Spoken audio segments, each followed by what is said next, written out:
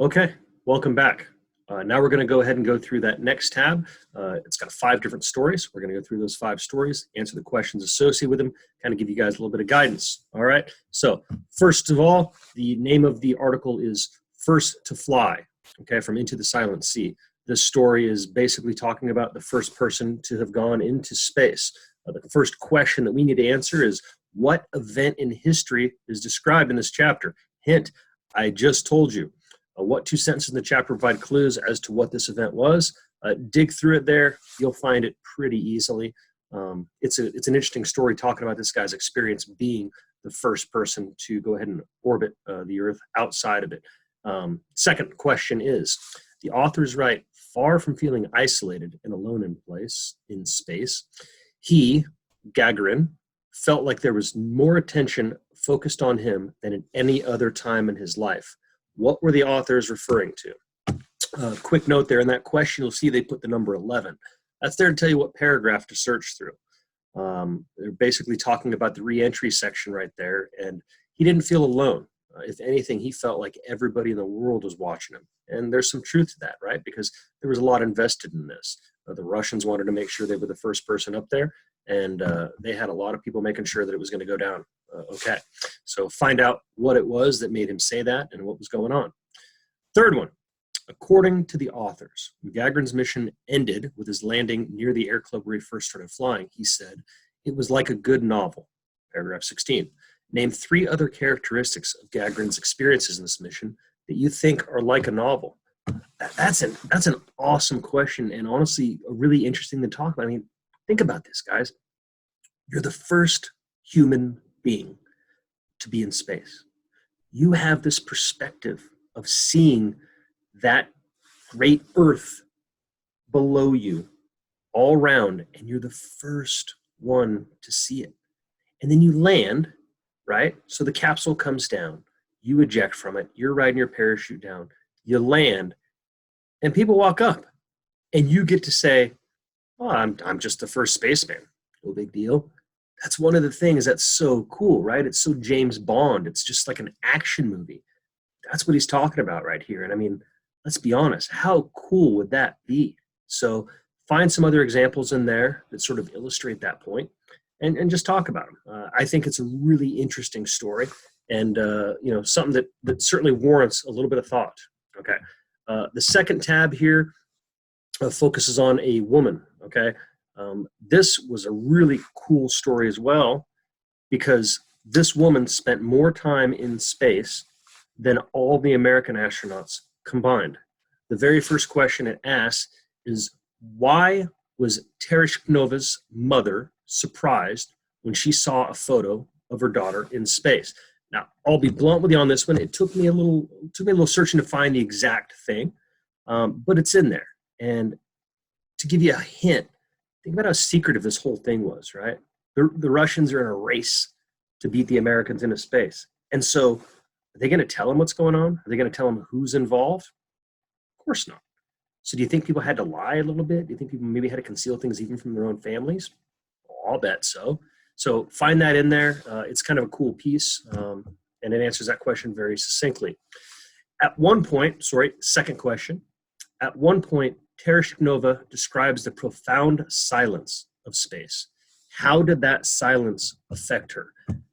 Again, put yourself in the position of this cosmonaut, okay? You're in orbit, and this person was in orbit for I want to say it was 40 hours, right? It was a lot of time. That's a long time to be completely alone. Like anywhere you go, there's generally some kind of background noise, right? Whether it's going to be birds chirping, water running, maybe those are examples she used, background sound of city traffic, whatever, your little brother screaming in your ear, your parents telling you to go do something you don't want to do. There's all kinds of background noises out there. But in space, it's just absolutely silent. And she's one of the first people to experience that for a long period of time. That's a cool thing, right? Like that's one of those moments that, again, if you take her perspective, that's something that is really going to get into your head. And so how did that affect her? What were her thoughts about it? Did she miss the noises? I don't know. Do a little searching. Okay, the third question is, if you traveled in space, with Tereshknova, what would you have noted in your logbook? Now, there's no real right answer on this, okay? I just kind of want to know what would you be thinking about, right? Put yourself back in this time, put yourself in their perspective. What are the things that you'd want to write down, like what you saw, how you felt, what was it like? Because this is a big event, right? This is one of those things that you don't get this twice. And so what are the things that you would put down as, hey, yeah, this was like a pivotal event that took place. Oh, this is how I felt when I saw, my own native country, right? Because as the Earth's rotating, right, it's going around, she's going to have the opportunity to like look down and say, oh, that's it. That's the Soviet Union. I can see it. Oh my gosh. What would you feel? Obviously you're not going to make out your house from here. You're too high up. But if you were to be out there, could you recognize the coast of California, Florida? Yeah, I think so. And would you want to put those things in your book? God, I know I would. I mean, I think about all those places that I've not been, and it's going to give you just this amazing perspective of who we are and how big everything is. So that's kind of what I want you to talk about, just your opinion on this. So that concludes the second tab. The third tab is it's a letter that was going to be published in the event that things didn't go well with the moon landing, because they wanted to prepare for everything, right? They didn't want to keep the American public wondering, like, are they up there, or what happened? So they had this press release already written, and the president was going to address the public and say, hey, didn't go well, right? They had to be prepared for that. And so this is the draft that they wrote. The first question on this, I believe, is, according to Sapphire, if there had been a moon disaster and Armstrong and Aldrin had died, what was the thing the president had to do before he had the speech, and why? It's pretty straightforward. Look to the very bottom. You'll find it. And it makes sense why you'd have to do that, obviously. Courtesy dictates certain things. The second question, what are some things that Sapphire says Neil Armstrong and Buzz Aldrin accomplished simply by going into space? What effect does Sapphire think their exploration had? Look, just the fact that these guys went out there, they went to space, that was a big moment, right? That was something that maybe people could look up to. Might be in the writing right there, who knows? But what else could that kind of bring about with humanity? What else might people think, right? And so answer that question. What do you think they got done? And then the third one, again, is kind of an opinion piece. Which two lines of this memo stand out to you, and why? Pick. I mean, there's a lot of lines that stood out to me. I thought it was a pretty well-worded thing, and it makes some pretty strong points, but you might find something different. So be my guest, find a couple of lines that mattered to you specifically, and we'll talk about them. On to the next one, number 4. Number 4, we're talking about the chimp. So before we sent a human into space, we sent a chimpanzee. His name was Ham. Great name for a chimpanzee, I guess. Better name for pig, I suppose. But this author is going through the whole breakdown of what the operation was like, who was in charge, how that worked. One of the things that I found really interesting in this is the intrinsic trust that everybody had with one another. And this guy refers to himself basically as God, right? I'm flight. I'm the person in charge ultimately of everything. So in this little microcosm, I'm just God. And I thought that was a really strong yet also a humble statement, because he doesn't say it with some level of grandiosity, right? He's not grandstanding or trying to showboat. He's basically saying, look, it all falls to me. If this works, it's me. If it doesn't work, it's me. Everything has to go through me. And so I thought that was a really interesting part of the article. Back to this.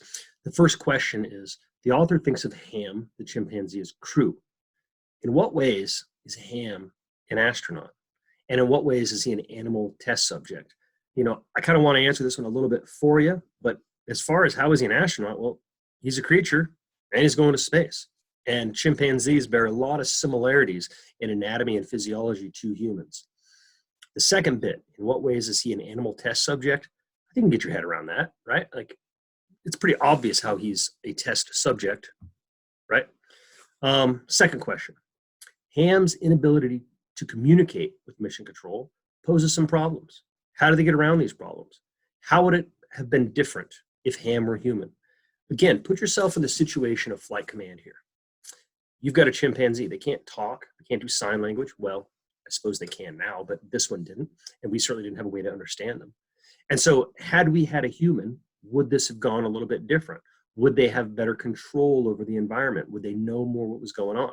Yeah, I mean, I think you can answer that one as well, pretty straightforward. Third question, just as easy as can be if you ask me, why was a chimpanzee sent into space before a human? I mean, that's an obvious one, right? Gonna go ahead and go to the fifth one. The fifth one is Buzz Aldrin on his lunar home, okay? This one here is talking about Buzz Aldrin and the landing on the moon. That was not fake, regardless of what some people might want to tell us. I absolutely believe this is a real thing, but I don't have any proof, neither do you. Moving on. This whole thing kind of goes over what their experience was of being on the moon in the lunar pod, right? So first question, what was it like to live in the lunar module? Find 3 quotes from the text in your answer. Pretty straightforward. He gives us a number of answers. He talks about what it was like. It wasn't as comfortable as a nice 4-star resort, I can assure you of that. Second question is, what passage in the text tells you that Aldrin thought they might not make it home from the moon? Why was he worried? I kind of want to get into this one a little bit because that's a big thought, right? If you want to think about boldness and bravery, these guys were going to land on the moon in absolutely untested technology and with a bare minimum of supplies and safeguards, right? Because everything you put into space is extraordinarily expensive. So they had to keep all that to an absolute minimum. And these guys did it and had a reasonable suspicion that it may not go well. That's crazy. So why would he be worried? I mean, there's a million reasons to be worried. But specifically what happened on this event, and again, that's in the reading there, track it down and find it. I think you won't have too much of a problem. Third question, describe what Armstrong and Aldrin did when they set foot on the moon. What was going through Aldrin's mind as he stood on the moon? Again, this is one of those things where you're kind of putting yourself in somebody else's mind, somebody else's position. What do you think he was thinking about when he was there? I mean, there's a million things. Again, you want to talk about being somewhere new that nobody's been. I mean, you're on the surface of the moon. Whoa. And nobody's ever done this, right? And nobody's going to do this anytime in the near future. It was one of those things that you just wanted to say, oh, yeah, we did that thing. Yeah. Because you want to kind of be the best, be the strongest, be the first at something. And this is a momentous event. So what did they think? Well, it could have been the easy nationalistic, look, we're the best, right? Like we talked about in the video there. Or they could have been a little bit more, I don't know, all humanity, like our good friend JFK was talking about. Which one was it? Talk about that. What were they thinking? So that concludes this whole lesson, okay? The premise is we wanted to get an introduction to the space race. These are all the documents we're going to use. You guys now have a foundational understanding of what the American and the Soviet space race was. You know who did what in what order, and you know how public sentiment was. So I hope you've enjoyed the readings. I hope that you've learned something. Turn in all those things. I'm going to get them graded for you. Anybody who does this, of course, these are basically free points. Okay. If you don't do it, your grade's not going to go up. If you do it, your grade's going to go up. It's as simple as that. So I hope you guys do it. Again, make the most out of this time. I just want to see us all, keep getting better. That's all I got for you.